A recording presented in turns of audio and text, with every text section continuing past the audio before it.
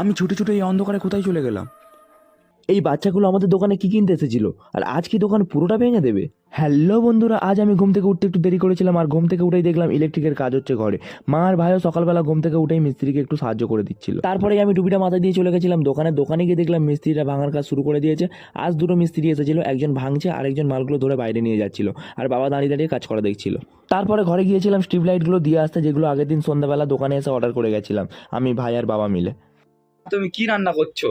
এই সকালে টিফিন খাওয়া হবে, আলু ভাজা পাঁপড় ভাজা করা হচ্ছে, সবাই মিলে খাওয়া হবে আচ্ছা, একসাথে। এই ছোট্ট ছোট্ট বাচ্চাগুলোকে দেখো, তারকেশ্বরে যাবে বলে মাকে জিনিসপত্র কিনতে এসেছে। তখন বাজে 11:30, আর আমি গেছিলাম টিফিন করতে। তখন ঘরে গিয়েছিলাম, বাট খাওয়ার সময় পাইনি একদমই। টিফিন করে এসে দোকানের সামনে বসেছিলাম, তখনই একটা উড়ে উড়ে বিয়ে বাড়ির নিমন্ত্রণ এলো, বাবার বন্ধুর ছেলের বিয়ে। बेटा मन में लड्डू फूटा। এই যে ছেলেটাকে দেখতে পাচ্ছ, কোনো সাধারণ ছেলে নয়, এ হচ্ছে খুবই ভয়ানক ছেলে। দুপুরবেলা ঘরে এসে ল্যাপটপে একটা গান এডিট করছিলাম, এডিট করে ল্যাপটপটা শাট ডাউন করে একটু রেস্ট নিয়ে বিকালে দোকানে গিয়ে দেখলাম উপরের পুরো অংশটাই ভাঙা হয়ে গেছে। তখন সন্ধ্যাবেলা দোকানে সবাই বসে আড্ডা মারছিল, আর আমি চলে এসেছিলাম ঘরে টিফিন করতে। টিফিন করতে করতে ল্যাপটপে একটু কাজ সেরে নিয়ে চলে গেলাম দোকানে গিয়ে সঙ্গে সঙ্গে চলে গেছিলাম গোডাউনে। এক গাড়ি মাল ঢুকেছে রাত্রেবেলা।